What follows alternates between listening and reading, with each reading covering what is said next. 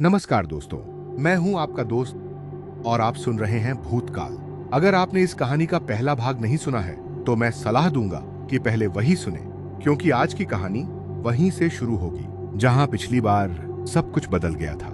जगत सिंह की मौत के बाद शुरू हुई 3 दस्तकों का रहस्य अब एक साधारण भूत प्रेत की कहानी नहीं रह गया।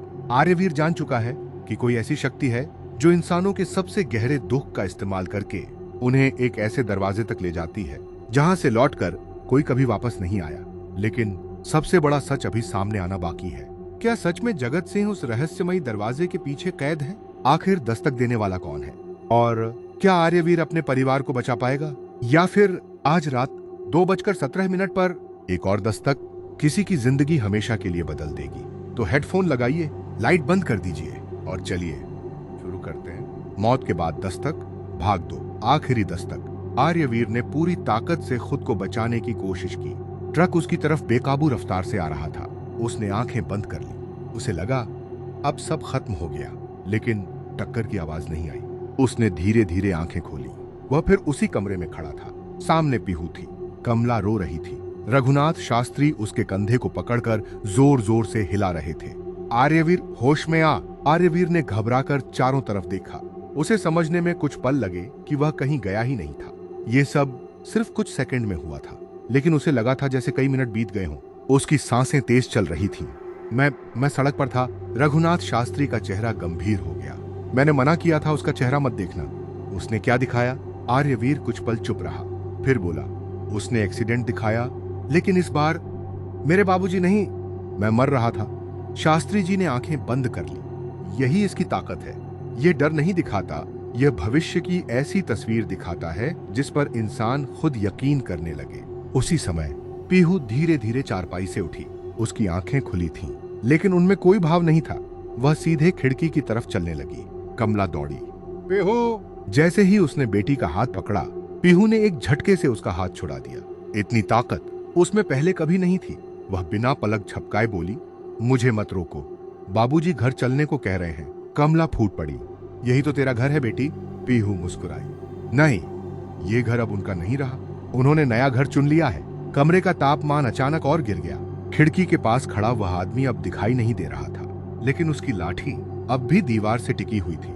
आर्यवीर ने साहस जुटाकर लाठी उठानी चाहिए। जैसे ही उसका हाथ लाठी को छुआ, उसके कानों में दर्जनों आवाजें गूंज उठी। रोने की, चीखने की, मदद मांगने की, और उनमें एक आवाज साफ थी, आर्यवीर, इसे मत छू। यह आवाज जगत सिंह की थी। इस बार उसमें कोई बनावट नहीं थी। वह वैसी ही थी जैसी वह बचपन से सुनता आया था। आर्यवीर ने तुरंत हाथ पीछे खींच लिया। लाठी जमीन पर गिर गई और उसी क्षण पूरे घर की खिड़कियां एक साथ बंद हो गईं। धड़ाम! रघुनाथ शास्त्री ने पहली बार ऊंची आवाज में मंत्र पढ़ना शुरू किया। उनकी आवाज पूरे घर में गूंज रही थी। कुछ ही सेकंड बाद कमरे के कोने से धुएं जैसी काली परछाई उठने लगी। वह धीरे धीरे छत तक पहुंची, फिर इंसानी आकार लेने लगी। इस बार उसने जगत सिंह का चेहरा नहीं अपनाया। उसका चेहरा बिल्कुल खाली था। न आंखें, न नाक, न होंठ, सिर्फ काला, धड़कता हुआ अंधेरा। वह कुछ कदम आगे बढ़ी और पहली बार उसने अपना असली स्वर सुनाया। मैं मरे हुए लोगों को नहीं लाता, मैं जिंदा लोगों को उनके मरे हुए लोगों के पास ले जाता हूं। कमला के पैरों से जैसे ताकत निकल गई। आर्यवीर ने पीहू को अपनी तरफ खींच लिया, लेकिन पीहू उसी परछाई को देख रही थी। उसकी आंखों में डर नहीं था, जैसे वह उसे पहचानती हो। परछाई ने अपना हाथ आगे बढ़ाया। सिर्फ एक, बस एक मेरे साथ चले, बाकी सब बच जाएंगे। कमरे में सन्नाटा छा गया और तभी पीहू ने धीरे धीरे अपना हाथ उस परछाई की तरफ बढ़ाना शुरू कर दिया। पीहू का हाथ धीरे धीरे उस काली परछाई की ओर बढ़ने लगा। उसके चेहरे पर न डर था न घबराहट, बल्कि ऐसा सुकून था जैसा किसी बच्चे को अपने पिता का हाथ पकड़ते समय मिलता है। कमला दौड़कर उसकी तरफ बढ़ी, लेकिन रघुनाथ शास्त्री ने उसे रोक लिया। अभी नहीं, कमला लगभग चीख पड़ी। वो मेरी बेटी है। शास्त्री जी की आवाज पहली बार कठोर हुई। अभी तुम उसे छुओगी तो वह तुम्हें भी अपने साथ बांध देगा। आर्यवीर अब और नहीं रुका। वह तेजी से पीहू तक पहुंचा और उसका हाथ पकड़ लिया। पीहू, मेरी तरफ देख। पीहू ने उसकी तरफ देखा, लेकिन उसकी आंखें वैसी नहीं थीं। उनमें कोई पहचान नहीं थी, जैसे सामने खड़ा इंसान उसका भाई नहीं, एक अजनबी हो। धीरे से उसने पूछा, आप कौन हैं? यह सुनकर आर्यवीर का दिल जैसे टूट गया। उसी समय काली परछाई हंसी। इस बार उसकी हंसी पूरे कमरे में नहीं, सीधे सबके दिमाग के अंदर सुनाई दी। देखा, यादें सबसे पहले जाती हैं, रिश्ते बाद में टूटते हैं। रघुनाथ शास्त्री ने जेब से एक पुरानी ताम्र पट्टिका निकाली। उस पर कुछ प्राचीन अक्षर खुदे हुए थे। उन्होंने उसे दोनों हाथों से पकड़कर मंत्र पढ़ना शुरू किया। कमरे की हवा अचानक भारी होने लगी। दीवारों पर टंगी तस्वीरें अपने आप हिलने लगी। जगत सिंह की तस्वीर जमीन पर गिरकर टूट गई। कमला चीख उठी, लेकिन शास्त्री जी मंत्र नहीं रोक रहे थे। काली परछाई ने पहली बार उनकी तरफ देखा। रघुनाथ, तू अभी तक जिंदा है? शास्त्री जी का चेहरा एकदम बदल गया। उन्होंने मंत्र पढ़ना नहीं छोड़ा। परछाई फिर बोली, 45 साल पहले मैं तुझे लेने आया था, लेकिन तेरी मां बीच में आ गई। आर्यवीर ने पहली बार शास्त्री जी की तरफ देखा। उनकी आंखों में आंसू थे। इसका मतलब जो कहानी उन्होंने सुनाई थी वह पूरी नहीं थी। उन्होंने सच का एक हिस्सा छिपाया था। आपने मुझसे झूठ बोला था? आर्यवीर ने पूछा। शास्त्री जी कुछ पल चुप रहे, फिर बोले, हाँ, क्योंकि अगर मैं पूरी सच्चाई बता देता तो शायद तू मेरी बात ही नहीं मानता। कौन सी सच्चाई? शास्त्री जी की आवाज धीमी हो गई। उस रात मैंने दरवाजा सिर्फ खोला नहीं था, मैंने उसे अपने पिता समझकर घर के अंदर बुला भी लिया था। कमरे में फिर सन्नाटा छा गया। कमला ने अविश्वास से उनकी तरफ देखा। फिर आप बचे कैसे? शास्त्री जी ने अपनी कलाई पर बना पुराना जला हुआ निशान दिखाया। मेरी मां ने अपने प्राण देकर मुझे उससे छुड़ाया था। काली परछाई धीरे धीरे आगे बढ़ी। अब वह आर्यवीर से मुश्किल से 5 कदम दूर थी। उसकी कोई आंख नहीं थी, फिर भी ऐसा लग रहा था जैसे वह सीधे उसकी आत्मा को देख रही हो। उसने बहुत शांत स्वर में कहा, मैं लेने नहीं आया, मैं सौदा करने आया हूं। आर्यवीर ने पीहू को अपने पीछे कर लिया। कैसा सौदा? एक जीवन के बदले एक जीवन। अगर तू मेरे साथ चलेगा तो तेरी मां और बहन बच जाएंगी। कमला जोर से बोली, नहीं, लेकिन परछाई ने उसकी बात अनसुनी कर दी। वह सिर्फ आर्यवीर को देख रही थी। फैसला अभी करना होगा, सूरज डूबने से पहले, वरना मैं चुन लूंगा। इतना कहकर वह पीछे हटने लगी। धीरे धीरे उसका शरीर धुएं में बदल गया और कुछ ही क्षणों में पूरा कमरा खाली था। सिर्फ फर्श पर गीली मिट्टी से बने 4 पैरों के निशान बचे थे। लेकिन इस बार वे बाहर नहीं जा रहे थे। वे सीधे घर के मंदिर तक पहुंचकर वहीं खत्म हो गए थे। रघुनाथ शास्त्री ने कांपती आवाज में कहा, अब बात इस घर की नहीं रही। उसने तुम्हारे कुलदेवता को भी चुनौती दे दी है। आर्यवीर ने पहली बार महसूस किया, यह लड़ाई किसी भूत से नहीं, बल्कि ऐसी शक्ति से है जो इंसानों के दुख को अपना रास्ता बना लेती है। परछाई गायब हो चुकी थी, लेकिन कमरे की हवा अब भी भारी थी। ऐसा लग रहा था जैसे कोई अदृश्य निगाह अब भी पूरे घर पर टिकी हो। रघुनाथ शास्त्री चुपचाप घर के मंदिर के सामने जाकर बैठ गए। दिया अपने आप बुझ चुका था, अगरबत्ती आधी जली हुई थी और भगवान शिव की पीतल की छोटी मूर्ति हल्की सी तिरछी हो गई थी। शास्त्री जी ने उसे सीधा किया।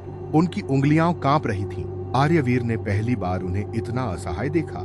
क्या पहली बार ऐसा हुआ है? शास्त्री जी ने धीरे से सिर हिलाया। नहीं, लेकिन पहली बार वह घर के मंदिर तक पहुंचा है। कमला घबरा गई। इसका मतलब अब वह सिर्फ डराना नहीं चाहता, वह इस परिवार की जड़ काटना चाहता है। कुछ देर बाद शास्त्री जी ने कहा, मुझे उस जगह चलना होगा। कौन सी जगह? जहां जगत सिंह की चिता जली थी। आर्यवीर तुरंत तैयार हो गया। मैं भी चलूंगा। नहीं। क्यों? क्योंकि अगर वह घर खाली मिला तो अगली दस्तक का इंतजार नहीं करेगा। तेजराम काका बोले, मैं शास्त्री जी के साथ चलता हूं। दोनों बिना समय गंवाए श्मशान की ओर निकल पड़े। घर में अब सिर्फ 3 लोग थे, कमला, पीहू और आर्यवीर। लेकिन किसी की भी हिम्मत नहीं थी कि वे अलग अलग कमरों में जाएं। तीनों बैठक में बैठ गए। आर्यवीर ने पहली बार पिता की पुरानी डायरी निकाली। जगत सिंह रोज रात को कुछ न कुछ लिखा करते थे। उसने सोचा, शायद कोई ऐसी बात मिल जाए जो अब तक किसी ने नहीं पढ़ी। पहले कई पन्नों पर खेती का हिसाब था, बीज, खाद, बरसात, मजदूरों के पैसे, सब कुछ सामान्य। फिर करीब 6 महीने पुराना एक पन्ना मिला। ऊपर तारीख लिखी थी 17 दिसंबर। नीचे सिर्फ एक लाइन थी, आज फिर वही आदमी रास्ते में मिला। आर्यवीर रुक गया। उसने अगला पन्ना पलटा, कुछ नहीं। फिर अगले पन्ने पर एक और लाइन। उसने कहा, अभी समय नहीं आया। अब उसकी धड़कन तेज हो चुकी थी। उसने तेजी से बाकी पन्ने पलटने शुरू किए। हर 10-12 दिन बाद बस एक छोटी सी लाइन लिखी हुई थी, आज फिर मिला। आज उसने मेरा नाम लेकर बुलाया। अब वह खेत तक आने लगा है। और आखिरी एंट्री, जिस दिन एक्सीडेंट हुआ उसकी तारीख के नीचे सिर्फ 5 शब्द लिखे थे, आज उसने घर देख लिया। आर्यवीर की उंगलियां ठंडी पड़ गईं। मतलब ये सब दुर्घटना के बाद शुरू नहीं हुआ था। कोई महीनों से उसके पिता का पीछा कर रहा था। उसी समय बाहर आंगन में बंधी गाय जोर जोर से रंभाने लगी। आर्यवीर दौड़कर बाहर पहुंचा। गाय रस्सी तोड़ने की कोशिश कर रही थी। उसकी आंखें दरवाजे की तरफ जमी थीं। गांव में जानवरों के बारे में कहा जाता था, वे कई बार वह देख लेते हैं जो इंसान नहीं देख पाता। आर्यवीर ने धीरे धीरे मुख्य दरवाजे की ओर देखा। बाहर कोई नहीं था, लेकिन दरवाजे की चौखट पर गीली मिट्टी लगी हुई थी, जैसे कोई नंगे पैर खड़ा होकर अभी अभी लौटा हो। उसी समय आर्यवीर का फोन बजा। स्क्रीन पर नाम चमका, तेजराम काका। उसने तुरंत कॉल उठाई, लेकिन दूसरी तरफ तेजराम काका नहीं थे। बहुत धीमी, बहुत थकी हुई आवाज आई, आर्यवीर, श्मशान मत आना, हमने बहुत बड़ी गलती कर दी। और फिर फोन के दूसरी तरफ ऐसी चीख सुनाई दी जिसने आर्यवीर के हाथ से मोबाइल गिरा दिया। वह तेजराम काका की चीख थी, लेकिन उसके खत्म होते ही उसी फोन से एक दूसरी आवाज सुनाई दी, धीमी, शांत और बिल्कुल परिचित। अब मैं अकेला नहीं हूं। वह आवाज जगत सिंह की थी। आर्यवीर के हाथ से मोबाइल फर्श पर गिर पड़ा। कुछ सेकंड तक वह बिल्कुल स्थिर खड़ा रहा। उसने तुरंत फोन उठाया और दोबारा तेजराम काका को कॉल मिलाया। इस बार फोन बंद था। उसने रघुनाथ शास्त्री का नंबर मिलाया, वह भी बंद। आर्यवीर का दिल तेजी से धड़कने लगा। कुछ तो हुआ था, बहुत बड़ा। कमला घबराकर उसके पास आई। क्या हुआ? आर्यवीर ने सच नहीं बताया। अगर वह कह देता कि श्मशान से चीख सुनाई दी है, तो कमला और पीहू पूरी तरह टूट जाती। उसने बस इतना कहा, काका का फोन था, मैं अभी आता हूं। कमला ने उसका हाथ पकड़ लिया। मत जा बेटा, आज मत जा। आर्यवीर कुछ पल चुप रहा, फिर बोला, अगर मैं नहीं गया तो शायद वे वापस ना आए। उसने गांव के दो युवकों, मोहित और दीपेन को साथ चलने के लिए बुलाया। दोनों बचपन से उसके दोस्त थे। रास्ते में उसने पूरी बात नहीं बताई, बस इतना कहा कि श्मशान में कुछ गड़बड़ है। गांव से बाहर निकलते ही शाम ढलने लगी। आसमान पर बादल छा चुके थे। हवा में मिट्टी और राख की मिली जुली गंध थी। करीब 15 मिनट बाद वे श्मशान पहुंचे, लेकिन वहां पहुंचते ही तीनों के कदम अपने आप रुक गए।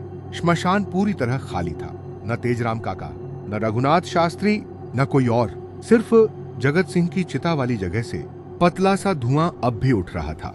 आर्यवीर धीरे धीरे उस जगह तक पहुंचा। 3 दिन पहले उसने अपने हाथों से यहीं अग्नि दी थी। अब वहीं राख के बीच एक गोल निशान बना हुआ था, जैसे किसी ने राख को हाथों से हटाकर बीच में जमीन साफ कर दी हो। और उस गोल घेरे के बीच रघुनाथ शास्त्री की रुद्राक्ष की माला पड़ी थी। आर्यवीर ने तुरंत उसे पहचान लिया। ये तो शास्त्री जी की है। मोहित ने चारों तरफ देखा, लेकिन आदमी कहाँ गए? कोई जवाब नहीं था। उसी समय दीपेन ने दूर नदी की तरफ इशारा किया, उधर कोई खड़ा है। तीनों ने एक साथ उधर देखा। नदी के किनारे सफेद कपड़ों में एक आदमी पीठ के खड़ा था। उसके हाथ में लाठी थी। वह बिल्कुल हिल नहीं रहा था। आर्यवीर का गला सूख गया। वह तेजी से उसकी तरफ बढ़ा। बाबूजी, उसके मुंह से अनजाने में निकल गया। जैसे ही वह 10 कदम दूर पहुंचा, वह आदमी धीरे धीरे नदी की तरफ चलने लगा। आर्यवीर दौड़ पड़ा, लेकिन जितनी तेज वह दौड़ता, वह आदमी उतनी ही दूरी पर बना रहता, मानो दोनों के बीच की दूरी कभी कम ही नहीं हो रही थी। अचानक वह आदमी रुक गया। धीरे धीरे उसने अपना सिर पीछे घुमाया। इस बार चेहरा जगत सिंह का नहीं था, वह किसी बूढ़े आदमी का चेहरा था, जिसे आर्यवीर ने पहले कभी नहीं देखा था। लेकिन उसकी आंखें पूरी तरह काली थीं। उसने मुस्कुराकर कहा, तू देर से आया। और अगले ही पल वह नदी में उतर गया। पानी कमर तक था, फिर सीने तक, फिर गर्दन तक। लेकिन उसने एक बार भी तैरने की कोशिश नहीं की। वह बस धीरे धीरे पानी में समा गया। कुछ ही सेकंड बाद नदी बिल्कुल शांत थी, जैसे वहां कोई था ही नहीं। आर्यवीर वापस मुड़ने ही वाला था कि उसकी नजर पानी के किनारे पड़ी। कीचड़ में 2 जोड़ी पैरों के निशान बने थे। एक नदी की तरफ गए थे, लेकिन दूसरे निशान नदी के अंदर से बाहर आए थे। उसके पूरे शरीर में सिहरन दौड़ गई। कोई अभी अभी पानी से निकलकर जंगल की तरफ गया था। और सबसे डरावनी बात, उन निशानों में सिर्फ एक ही चप्पल का निशान था। उसी क्षण जंगल के भीतर से रघुनाथ शास्त्री की दर्द भरी आवाज गूंजी, आर्यवीर भाग! वो मेरे पीछे नहीं, तेरे पीछे खड़ा है। आर्यवीर का दिल रुक सा गया। उसने पलटने की हिम्मत नहीं की, क्योंकि उसे अपने बिल्कुल पीछे किसी की गर्म सांस महसूस हो रही थी। आर्यवीर का पूरा शरीर अकड़ गया। उसने पीछे मुड़ने की हिम्मत नहीं की। उसे अपने कान के बिल्कुल पास किसी की गर्म सांस महसूस हो रही थी, धीमी, लंबी और असामान्य। रघुनाथ शास्त्री जंगल के अंदर से लगातार चिल्ला रहे थे, मत पलटना, जो भी हो पीछे मत देखना। आर्यवीर ने आंखें बंद कर ली, लेकिन अगले ही पल उसके पीछे खड़े किसी ने बहुत धीमी आवाज में कहा, बेटा डर मत। वह आवाज जगत सिंह की थी, इस बार पहले से भी ज्यादा साफ, इतनी साफ कि आर्यवीर का मन एक पल के लिए डगमगा गया। उसे बचपन की याद आ गई। जब भी वह डर जाता था, उसके पिता उसके कंधे पर हाथ रखकर यही कहते थे, बेटा डर मत, मैं हूं ना। आर्यवीर की आंखें भर आईं, लेकिन उसी क्षण उसे रघुनाथ शास्त्री की बात याद आई। ये तेरी यादों से बोलता है। उसने अपने दोनों हाथ कसकर बंद कर ली। तू मेरे बाबूजी नहीं है। कुछ सेकंड तक कोई आवाज नहीं आई। फिर उसके पीछे खड़ा वह अस्तित्व हल्का सा हंसा। अच्छा, तो अब पहचानने लगा है। उसी समय जंगल की तरफ से तेजराम काका लड़खड़ाते हुए बाहर निकले। उनके कपड़े फटे हुए थे, माथे से खून बह रहा था। उन्हें देखते ही आर्यवीर उनकी तरफ दौड़ा। काका, तेजराम ने उसे दूर रहने का इशारा किया। पास मत आ, वह तेरे पीछे है। आर्यवीर वहीं रुक गया। तेजराम की आंखें सीधे उसके पीछे देख रही थीं। उनके चेहरे पर ऐसा डर था जो आर्यवीर ने कभी नहीं देखा था। काका, क्या दिख रहा है? तेजराम का गला सूख गया। उन्होंने कांपती आवाज में कहा, वह हर पल अपना चेहरा बदल रहा है। कभी जगत, कभी कोई बूढ़ा, कभी कभी। तेजराम अचानक चुप हो गए। उनकी आंखें फैल गईं। आर्यवीर ने घबराकर पूछा, अब क्या हुआ? तेजराम की आवाज टूट गई। अब उसने तेरा चेहरा पहन लिया है। आर्यवीर का दिल जैसे रुक गया। उसने पहली बार धीरे धीरे पीछे मुड़ने का फैसला किया। रघुनाथ शास्त्री दूर से चिल्लाए, नहीं, लेकिन अब देर हो चुकी थी। आर्यवीर पलटा। उसके पीछे कोई नहीं था, सिर्फ खाली श्मशान, हवा में उड़ती राख और दूर नदी का बहता पानी। वह उलझन में चारों तरफ देखने लगा। कोई नहीं है, उसने कहा। लेकिन तभी मोहित और दीपेन, जो अब तक एक शब्द नहीं बोले थे, धीरे धीरे पीछे हटने लगे। दोनों के चेहरे पर दहशत थी। दीपेन की आवाज कांप रही थी। आर्यवीर, तू हमारे पास मत आ। आर्यवीर ने हैरानी से पूछा, क्यों? मोहित की आंखों में आंसू आ गए। क्योंकि तेरे पीछे कोई नहीं है, लेकिन तेरी परछाई अब तेरी नहीं रही। आर्यवीर ने तुरंत नीचे देखा। डूबते सूरज की रोशनी में जमीन पर उसकी परछाई साफ दिखाई दे रही थी। लेकिन जब उसने अपना दायां हाथ उठाया, परछाई ने अपना हाथ नहीं उठाया। वह बिल्कुल स्थिर खड़ी रही। फिर धीरे धीरे उसने अपना सिर ऊपर उठाया और पहली बार आर्यवीर की परछाई ने जमीन पर खड़े खड़े उसकी तरफ देखकर मुस्कुराया।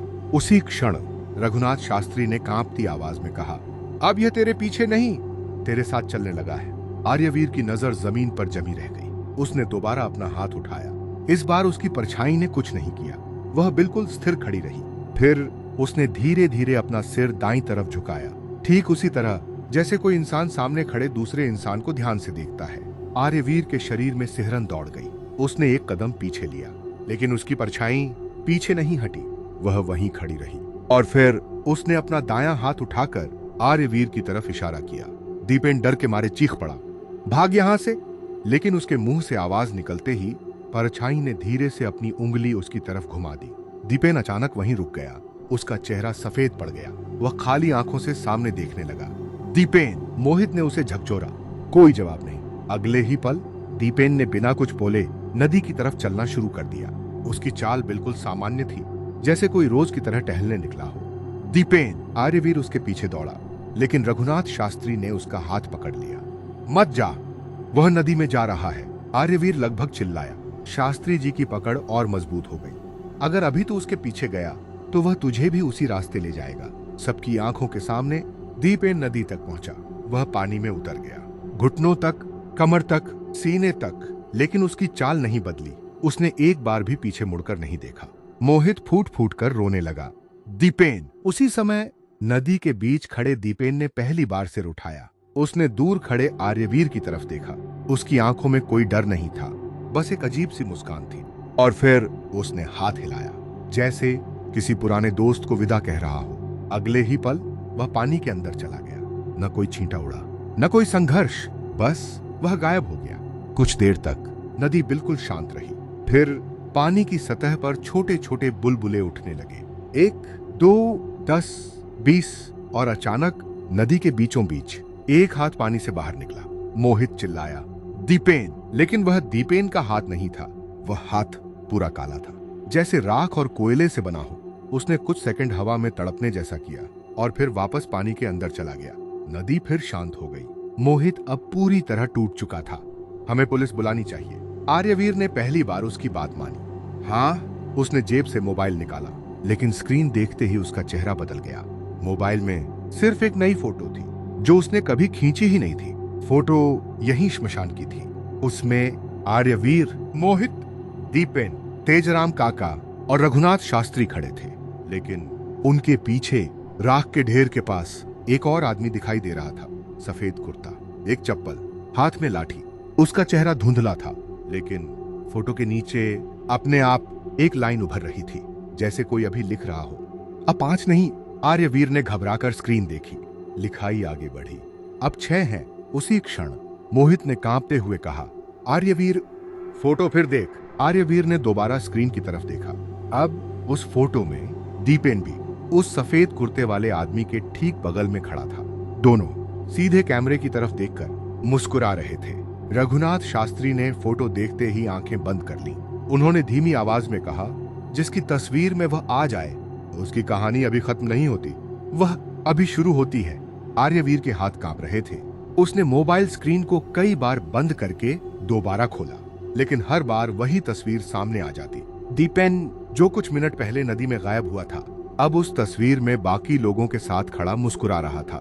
और सबसे डरावनी बात, उसकी मुस्कान बिल्कुल वैसी थी जैसी कुछ देर पहले उस सफेद कुर्ते वाले आदमी की थी। फोन मुझे दे। रघुनाथ शास्त्री ने मोबाइल अपने हाथ में लिया।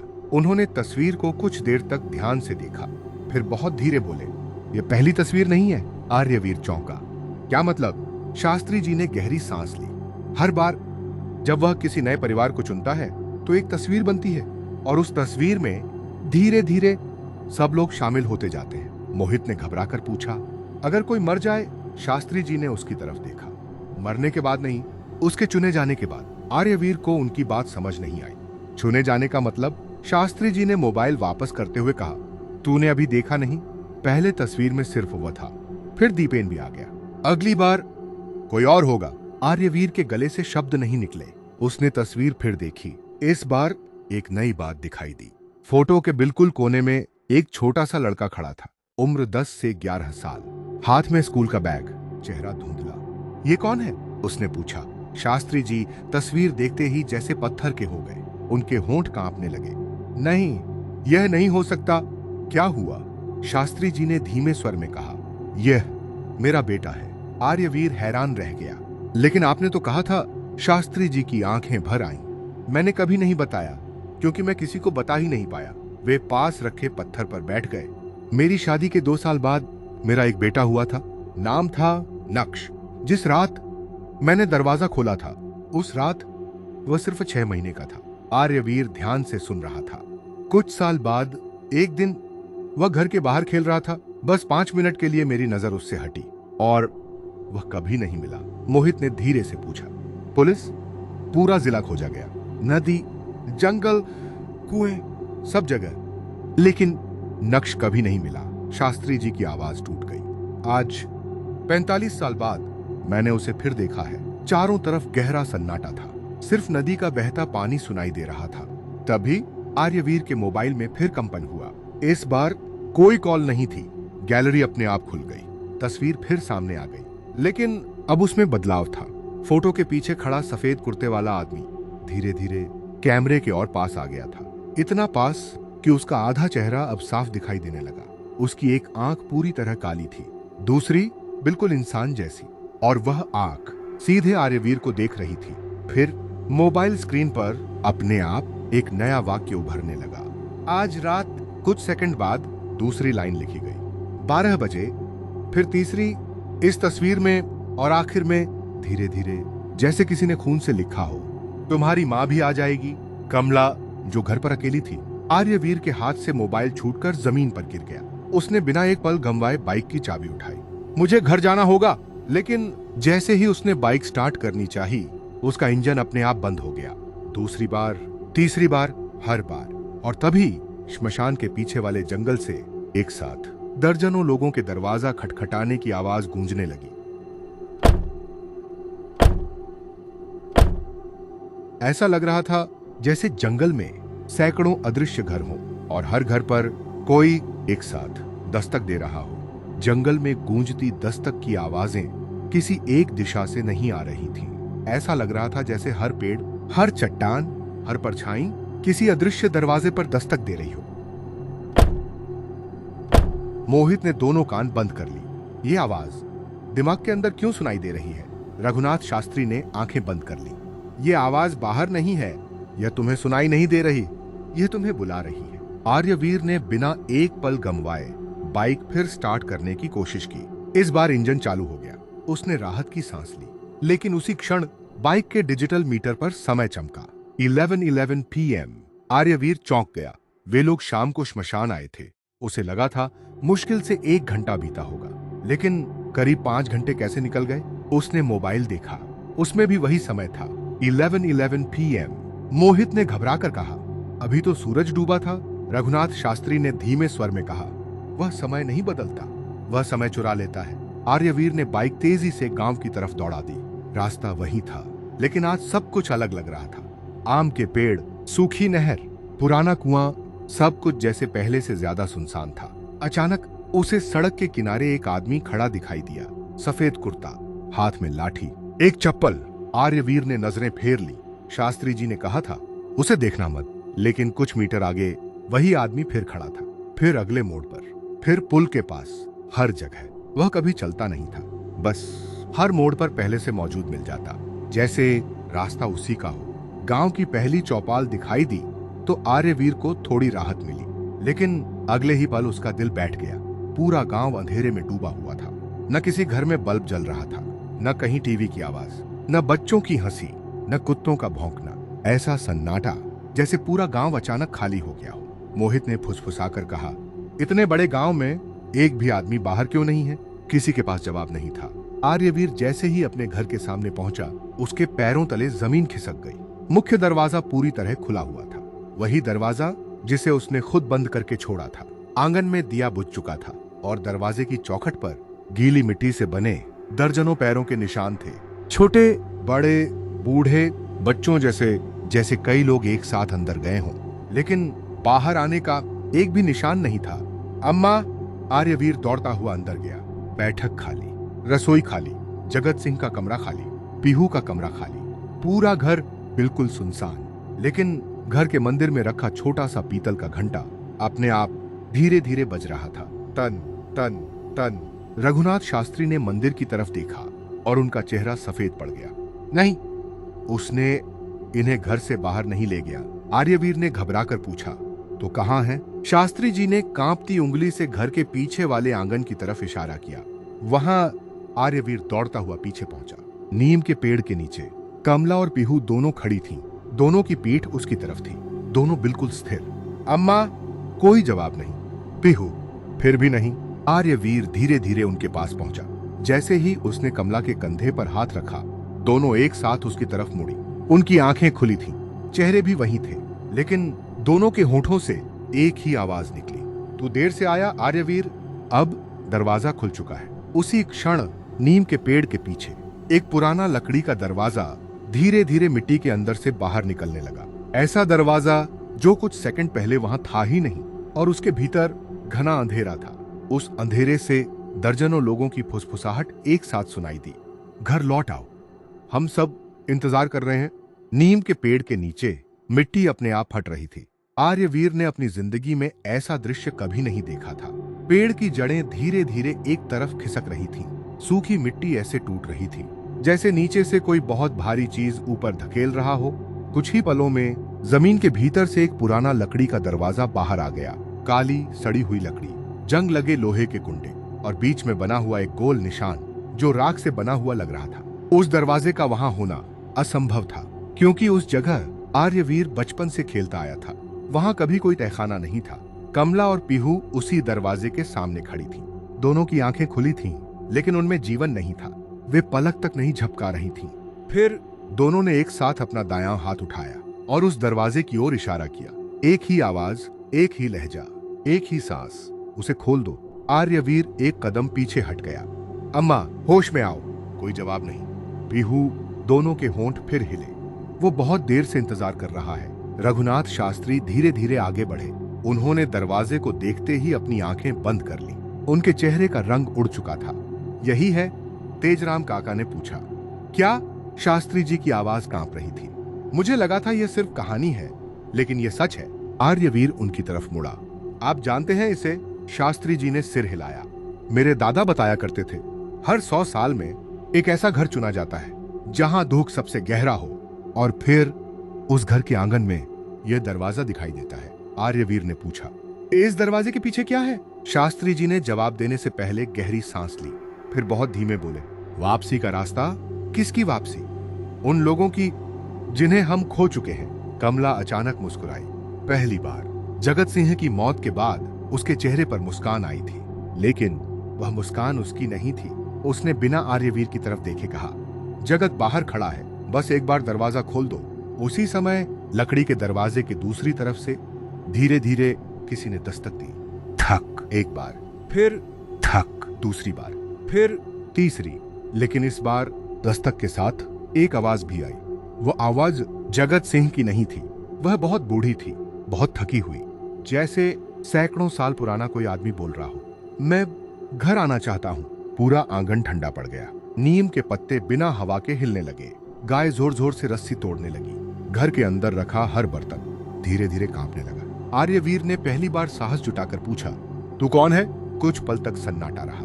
फिर दरवाजे के पीछे से हजारों फुसफुसाहटें एक साथ उठी, जैसे सैकड़ों लोग एक ही बात दोहरा रहे हों। हमें नाम याद नहीं, हमें चेहरे याद नहीं, हमें सिर्फ घर याद है। अचानक लकड़ी के दरवाजे के नीचे की पतली दरार से एक काला हाथ बाहर निकला।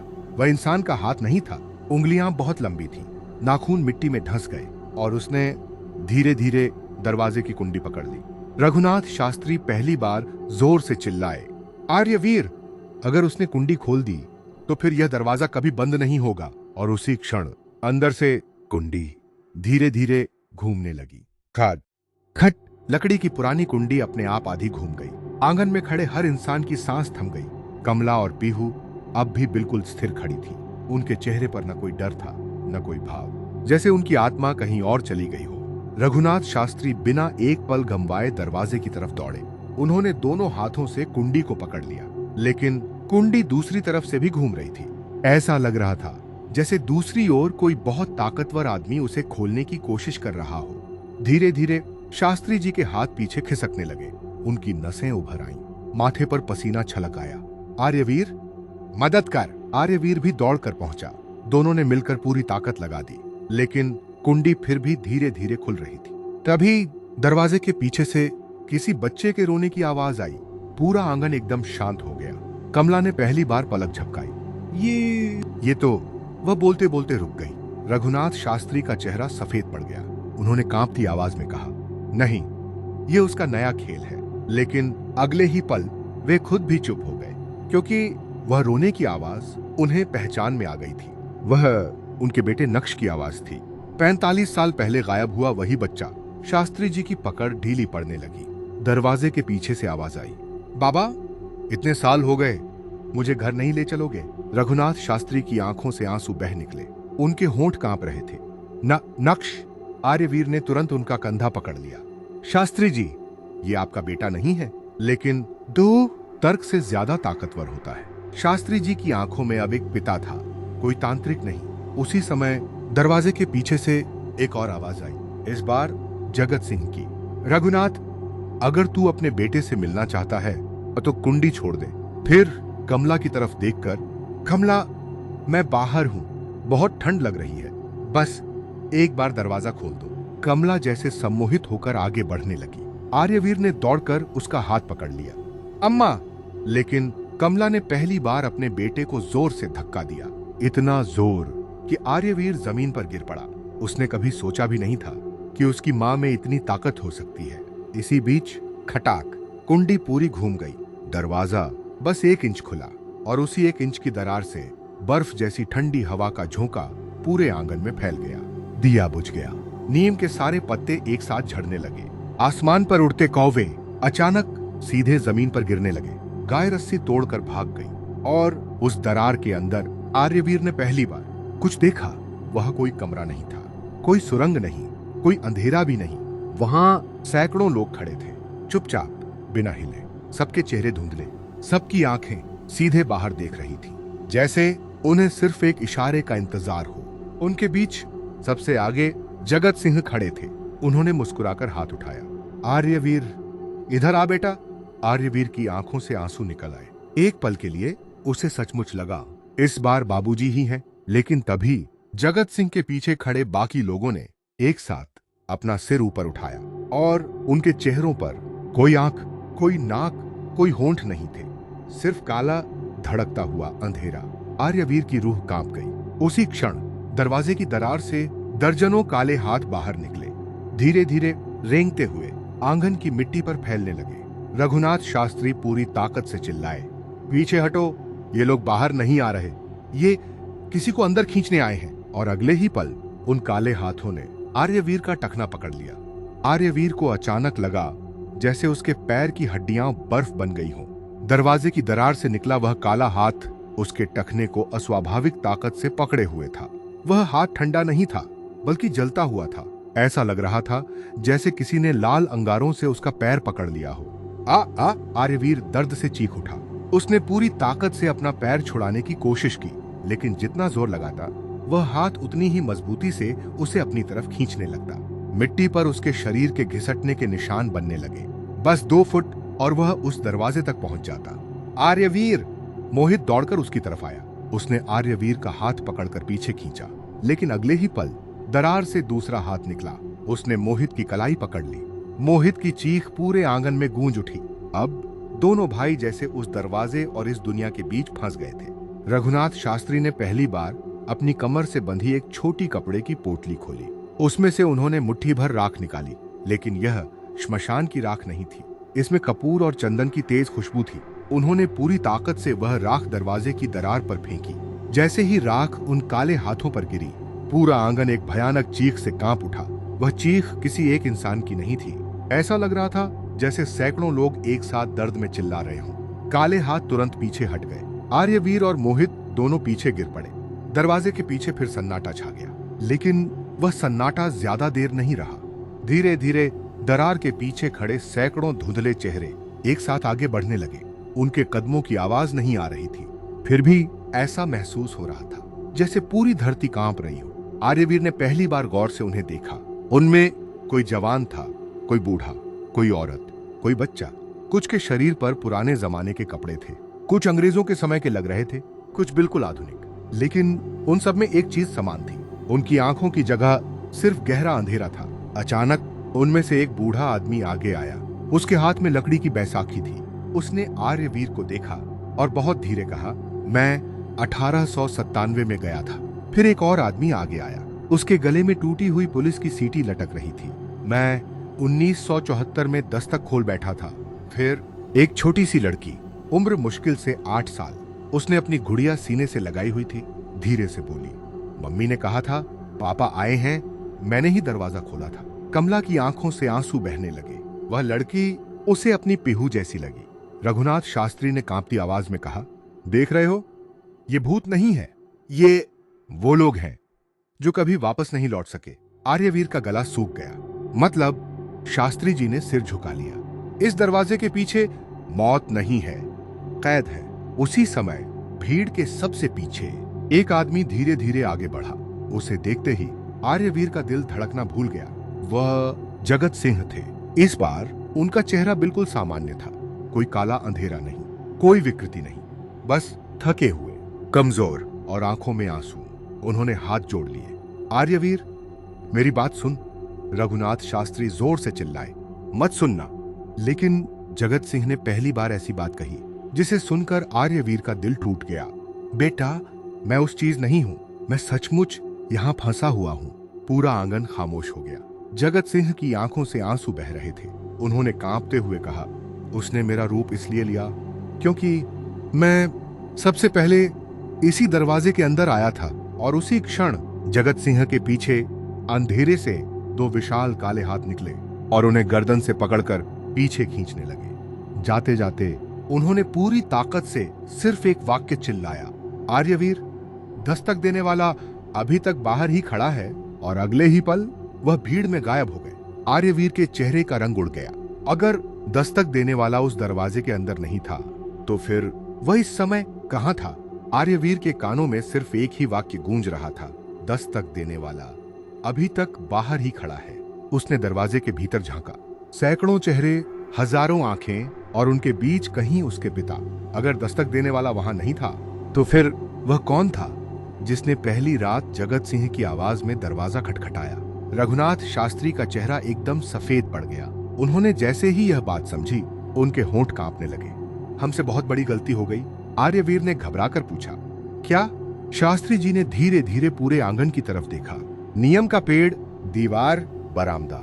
फिर उनकी नजर घर के मुख्य दरवाजे पर जाकर टिक गई। वह दरवाजा जो अभी तक खुला हुआ था। शास्त्री जी अचानक पूरी ताकत से चिल्लाए, कोई भी मुख्य दरवाजे की तरफ मत देखना।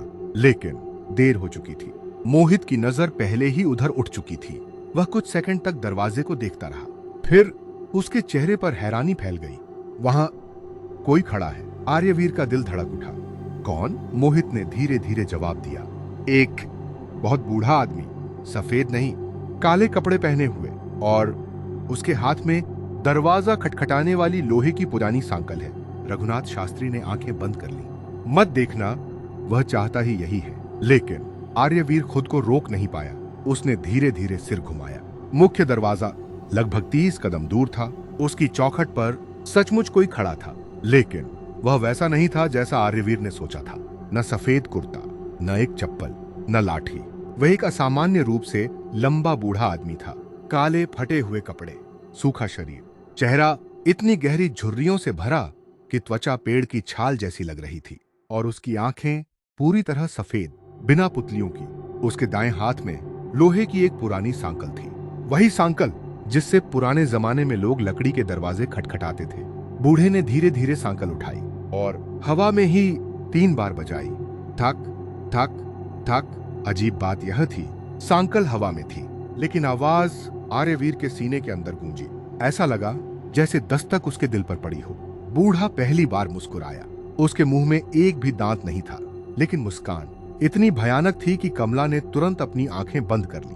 फिर उसने बहुत धीमी आवाज में कहा, मैं किसी घर में नहीं जाता, घर खुद मुझे बुलाते हैं। पूरा आंगन खामोश हो गया। वह फिर बोला, मैं किसी का रूप नहीं लेता, तुम लोग मुझे अपने दुख का चेहरा दे देते हो। आर्यवीर को पहली बार सब समझ आने लगा। जगत सिंह, तेजराम, नक्श, ये सब उसके रूप नहीं थे। ये उन लोगों की यादें थीं जिन्हें देखकर इंसान खुद दरवाजा खोल दे। रघुनाथ शास्त्री ने कांपती आवाज में पूछा, तू चाहता क्या है? बूढ़े ने धीरे धीरे अपनी सफेद आंखें उनकी तरफ घुमाई। यादें, जितना गहरा दुह उतना बड़ा दरवाजा, और जितना बड़ा दरवाजा उतने ज्यादा लोग। मेरे घर। उसी समय नीम के पेड़ के नीचे खड़ा वह लकड़ी का दरवाजा अपने आप और ज्यादा खुलने लगा। दरार अब 1 इंच नहीं रही। लगभग आधा दरवाजा खुल चुका था। अंदर से सैकड़ों हाथ धीरे धीरे बाहर की तरफ बढ़ रहे थे, लेकिन इस बार वे आर्यवीर की तरफ नहीं बढ़ रहे थे। वे सीधे कमला और पीहू की तरफ बढ़ रहे थे। कमला अब भी सम्मोहित सी खड़ी थी। पीहू मुस्कुरा रही थी। उन्हें जैसे उन हाथों से कोई डर ही नहीं था। रघुनाथ शास्त्री ने पहली बार घबरा कर कहा, अब फैसला करना होगा, या तो दरवाजा हमेशा के लिए बंद होगा, या फिर आज रात इस घर से 2 नहीं 3 लोग गायब हो जाएंगे। रघुनाथ शास्त्री की आवाज पूरे आंगन में गूंज उठी। आर्यवीर सुन, अगर आज यह दरवाजा बंद नहीं हुआ तो अगली सुबह यह घर नहीं रहेगा। आर्यवीर ने कांपती आवाज में पूछा, कैसे बंद होगा? शास्त्री जी कुछ पल चुप रहे। उनकी आंखें उस पुराने दरवाजे पर टिकी थीं। फिर उन्होंने बहुत धीमे कहा, जिस दुख ने इसे खोला है उसी दुख का त्याग इसे बंद करेगा। आर्यवीर समझ नहीं पाया। मतलब? शास्त्री जी ने उसकी आंखों में देखा। जब तक तू अपने पिता को वापस पाने की उम्मीद नहीं छोड़ेगा, यह दरवाजा खुला रहेगा। ये शब्द आर्यवीर के सीने में किसी तीर की तरह ढंस गए। उसे अचानक एहसास हुआ, पिछले 4 दिनों से वह हर आवाज में अपने पिता को खोज रहा था। हर दस्तक पर दिल के किसी कोने में यही उम्मीद जागती थी, शायद इस बार सच में बाबूजी हों। यही उम्मीद उसकी सबसे बड़ी कमजोरी बन चुकी थी। उधर काले हाथ अब कमला और पीहू के बिल्कुल पास पहुंच चुके थे, लेकिन वे दोनों भाग नहीं रही थीं, बल्कि धीरे धीरे खुद उन हाथों की तरफ बढ़ रही थी। कमला मुस्कुराकर बोली, जगत, मैं आ रही हूं। पीहू ने भी धीरे से कहा, बाबूजी, इस बार मुझे अकेला मत छोड़ना। आर्यवीर के आंसू निकल पड़े। उसने दौड़कर माँ और बहन को पकड़ लिया। ये बाबूजी नहीं है, सुनो मेरी बात। लेकिन दोनों जैसे उसकी आवाज सुन ही नहीं पा रही थी। उसी समय मुख्य दरवाजे पर खड़ा वह बूढ़ा आदमी धीरे धीरे ताली बजाने लगा। टाक टाक टाक। हर ताली के साथ नीम के नीचे वाला दरवाजा थोड़ा और खुल जाता। अंदर खड़ी भीड़ अब साफ दिखाई दे रही थी। उनमें से कई लोग रो रहे थे, कुछ हाथ जोड़ रहे थे, कुछ बाहर आने की कोशिश कर रहे थे, लेकिन हर बार कोई अदृश्य शक्ति उन्हें पीछे खींच लेती। आर्यवीर की नजर अचानक अपने पिता पर पड़ी। इस बार जगत सिंह चिल्ला रहे थे, लेकिन उनकी आवाज बाहर नहीं आ रही थी। उन्होंने दोनों हाथों से इशारा किया, मत खोलो। फिर उन्होंने अपने सीने पर हाथ मारा और आर्यवीर की तरफ उंगली उठाई, जैसे कुछ याद दिलाने की कोशिश कर रहे हों। आर्यवीर अचानक ठिठक गया। सीना। पिता हमेशा अपनी शर्ट की अंदर वाली जेब में एक छोटी सी चीज रखते थे। वह बचपन से देखता आया था, एक पुराना तांबे का ओम। दादी ने उन्हें दिया था। दुर्घटना वाले दिन पोस्टमार्टम के बाद डॉक्टर ने उनके सारे सामान एक लिफाफे में लौटाए थे, घड़ी, बटुआ, अंगूठी और वही तांबे का ओम। आर्यवीर ने घबराकर जेब टटोली। वह लॉकेट अब भी उसकी शर्ट की जेब में था। उसने उसे बाहर निकाला। जैसे ही वह लॉकेट हवा में आया, नीम के नीचे वाला दरवाजा जोर से कांप उठा। मुख्य दरवाजे पर खड़े बूढ़े की मुस्कान पहली बार गायब हुई। उसकी सफेद आंखें सिकुड़ गईं। वह फुसफुसाया, नहीं, यह इसके पास कैसे है? रघुनाथ शास्त्री भी चौंक गए। इसे ऊपर उठा। आर्यवीर ने कांपते हाथों से लॉकेट ऊपर कर दिया। अचानक पूरे आंगन में तेज हवा चलने लगी। मुख्य दरवाजे पर खड़ा बूढ़ा पहली बार एक कदम पीछे हटा। नीम के नीचे वाला दरवाजा जोर जोर से हिलने लगा। अंदर खड़ी भीड़ बेचैन हो उठी। जगत सिंह ने पूरी ताकत से चिल्लाया, आर्यवीर, दरवाजा मत बंद करना। पूरा आंगन एक पल के लिए स्तब्ध रह गया। रघुनाथ शास्त्री भी चौंक गए। क्या? जगत सिंह फिर चिल्लाए, अगर दरवाजा बंद हुआ तो हम सब हमेशा के लिए। उनकी आवाज अधूरी रह गई, क्योंकि उसी क्षण पीछे से दो काले हाथ निकलकर उन्हें फिर अंधेरे में घसीट ले गए। आर्यवीर का हाथ हवा में ही रुक गया। उसके सामने अब सबसे कठिन फैसला था। अगर वह दरवाजा बंद करता है तो शायद उसके पिता समेत अंदर फंसे सभी लोग हमेशा के लिए कैद हो जाए, और अगर वह दरवाजा खुला छोड़ देता है तो बाहर की दुनिया में हर रात किसी न किसी घर पर फिर एक नई दस्तक सुनाई देती रहेगी। पूरा आंगन खामोश था। हवा रुक चुकी थी। नीम के पत्ते भी अब नहीं हिल रहे थे। सिर्फ आर्यवीर का कांपता हुआ हाथ हवा में उठा था, जिसमें वह पुराना तांबे का ओम लटक रहा था। उसके सामने दो रास्ते थे। पहला, दरवाजा हमेशा के लिए बंद कर देना। दूसरा, अपने पिता को बचाने की कोशिश करना, लेकिन शायद पूरी दुनिया को खतरे में डालकर। रघुनाथ शास्त्री ने उसकी तरफ देखा। आर्यवीर, याद रख, हर लड़ाई जीतने के लिए नहीं लड़ी जाती। कुछ लड़ाइयां बस खत्म करनी पड़ती है। आर्यवीर की आंखें भर आईं। लेकिन बाबूजी, शास्त्री जी ने दर्द से मुस्कुराकर कहा, मैंने भी यही गलती की थी। मैंने भी सोचा था एक आदमी को बचा लूं, और उसी कोशिश में पूरी जिंदगी हार गया। उसी समय दरवाजे के भीतर जगत सिंह फिर दिखाई दी, लेकिन इस बार उन्होंने हाथ जोड़ रखे थे। उनके चेहरे पर कोई डर नहीं था, सिर्फ अपनापन। उन्होंने धीरे धीरे सिर हिलाया, पहले नहीं, फिर अपनी हथेली से गर्दन काटने का इशारा किया। आर्यवीर समझ नहीं पाया, लेकिन अगले ही पल जगत सिंह ने अपने सीने पर हाथ रखा, फिर तांबे के ओम की तरफ इशारा किया और आंखें बंद कर ली। तभी आर्यवीर को याद आया, बचपन में उसके पिता हमेशा कहते थे, बेटा, इंसान शरीर से नहीं अपने कर्मों से जिंदा रहता है, और अगर कभी मेरे कारण किसी और की जान पर बनाए तो मुझे छोड़ देना। आर्यवीर के आंसू अब रुक नहीं रहे थे। वह घुटनों के बल बैठ गया। उसने पहली बार अपने पिता को जाने देने का फैसला किया। उसने आसमान की तरफ देखा। बाबूजी, अगर आप सच में सुन रहे हैं तो आज मैं आपको रोकूंगा नहीं, लेकिन आपको उस चीज के साथ भी नहीं जाने दूंगा। इतना कहते ही उसने तांबे का ओम पूरी ताकत से नीम के नीचे बने उस दरवाजे की दरार में फेंक दिया। जैसे ही लॉकेट दरार के भीतर गिरा, पूरा आंगन भूकंप की तरह कांप उठा। धरती फटने लगी। दरवाजे के भीतर से सैकड़ों चीखें एक साथ गूंज उठीं, लेकिन उन चीखों में पहली बार दर्द कम और राहत ज्यादा थी। मुख्य दरवाजे पर खड़ा बूढ़ा आदमी पहली बार डर गया। उसने अपनी लोहे की सांकल जमीन पर फेंक दी। उसकी सफेद आंखों में दरारें पड़ने लगीं। वह गुस्से से चिल्लाया, तूने उसे छोड़ दिया। तूने अपने दुख को छोड़ दिया। अब मैं लौट नहीं पाऊंगा। उसकी आवाज अब पहले जैसी भारी नहीं रही। वह टूट रही थी, कमजोर पड़ रही थी। नीम के नीचे वाला दरवाजा धीरे धीरे अपने आप बंद होने लगा। अंदर खड़े लोग एक एक करके धुएं में बदलने लगे, लेकिन जगत सिंह अब भी वहीं खड़े थे। उन्होंने मुस्कुराकर आर्यवीर को देखा। इस बार उनकी मुस्कान बिल्कुल वैसी थी जैसी हर रविवार सुबह होती थी। उन्होंने धीरे से हाथ उठाया, आशीर्वाद दिया और बिना कुछ कहे पीछे मुड़ गए। पहली बार उन्होंने उस अंधेरे की तरफ नहीं बल्कि एक तेज सफेद रोशनी की तरफ कदम बढ़ाया। आर्यवीर समझ गया, अब वह सचमुच जा चुके हैं। धड़ाम, दरवाजा पूरी ताकत से बंद हो गया। उसी पल मुख्य दरवाजे पर खड़ा बूढ़ा आदमी हजारों राख के कणों में टूटकर हवा में बिखर गया। उसकी सांकल जमीन पर गिरते ही जंग लगी धूल बन गई। पूरे गांव में पहली बार कुत्ते फिर से भौंकने लगे। मुर्गे की आवाज सुनाई दी। दूर मंदिर की घंटी अपने आप बज उठी और 4 दिन बाद घर में पहली बार सुबह की हवा जैसी गर्माहट लौट आई।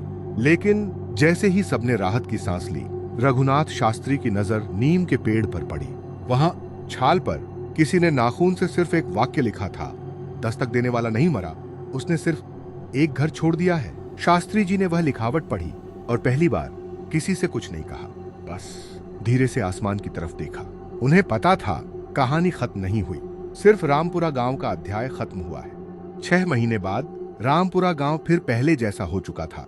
नीम का पेड़ अब भी वहीं खड़ा था, लेकिन उसके नीचे कोई दरवाजा नहीं था। मिट्टी बिल्कुल सपाट थी, जैसे वहां कभी कुछ हुआ ही ना हो। आर्यवीर ने बिजली विभाग की नौकरी छोड़ दी थी।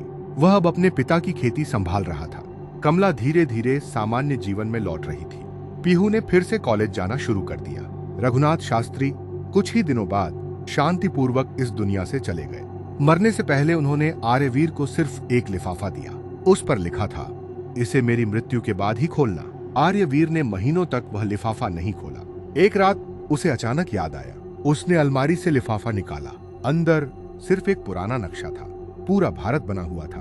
उस पर लाल स्याही से 12 जगहों पर गोल निशान बने थे।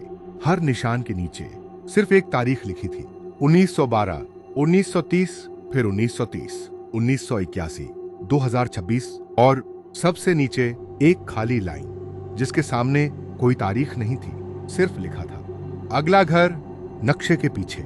रघुनाथ शास्त्री की लिखावट थी, अगर तुम ये पढ़ रहे हो तो समझ लो तुमने सिर्फ अपने घर का दरवाजा बंद किया था, उसका नहीं। वह हर कुछ वर्षों में एक नया घर चुनता है और जब भी किसी घर में मौत के बाद तीसरी रात 3 बार दस्तक सुनाई दे तो समझ जाना वह पहुंच चुका है। आर्यवीर देर तक नक्शे को देखता रहा। फिर उसने पहली बार इंटरनेट खोला, पुराने अखबारों के रिकॉर्ड देखने लगा। उसने 1981 की खबर खोजी, फिर 1907, फिर 1930। हर साल एक अजीब खबर थी, कहीं पूरा परिवार गायब, कहीं बंद कमरे में दर्जनों पैरों के निशान। कहीं लोगों ने दावा किया कि उन्होंने अपने मृत रिश्तेदार को दरवाजे पर देखा था। आर्यवीर की रीढ़ में सिहरन दौड़ गई। रघुनाथ शास्त्री सच कह रहे थे। यह सिर्फ उनके गांव की कहानी नहीं थी। उसी समय रात के ठीक 2:17 आर्यवीर के मोबाइल पर एक अननोन नंबर से वीडियो कॉल आई। उसने हिचकिचाते हुए कॉल उठाई। स्क्रीन कुछ सेकंड तक काली रही, फिर धीरे धीरे एक घर दिखाई दिया, पुराना, जर्जर, और उसके मुख्य दरवाजे पर एक छोटा सा नाम लिखा था, शर्मा निवास। कैमरा धीरे धीरे दरवाजे के पास पहुंचा। फिर किसी ने लोहे की सांकल उठाई। थक थक थक। घर के अंदर से एक बच्चे की आवाज आई, मम्मी। लगता है दादाजी आ गए। वीडियो अचानक बंद हो गया। स्क्रीन पर सिर्फ एक मैसेज बचा, तुमने अपना घर बचा लिया, क्या उनका भी बचा पाओगे? आर्यवीर की आंखें फैल गईं। उसने तुरंत उस नंबर पर कॉल मिलाई। जवाब आया, The number you are trying to call does not exist। तो दोस्तों, यहीं खत्म होती है मौत के बाद दस्तक की कहानी। लेकिन एक सवाल मैं आपसे पूछना चाहता हूं, अगर आधी रात आपके दरवाजे पर आपके किसी अपने की आवाज आए जो इस दुनिया में अब नहीं है, तो क्या आप दरवाजा खोलेंगे? शायद यही एक फैसला आपकी पूरी जिंदगी बदल सकता है। अगर आपको यह कहानी पसंद आई तो वीडियो को लाइक जरूर करें। कमेंट में दस्तक लिखकर बताइए, क्या आपने पूरी कहानी आखिर तक सुनी? और अगर आप ऐसी ही लंबी सिनेमाएं और रोंगटे खड़े कर देने वाली हॉरर कहानियां सुनना चाहते हैं तो भूतकाल को सब्सक्राइब करना बिल्कुल मत भूलिए। तब तक के लिए अपना ध्यान रखिए। नमस्कार। जय श्री राम।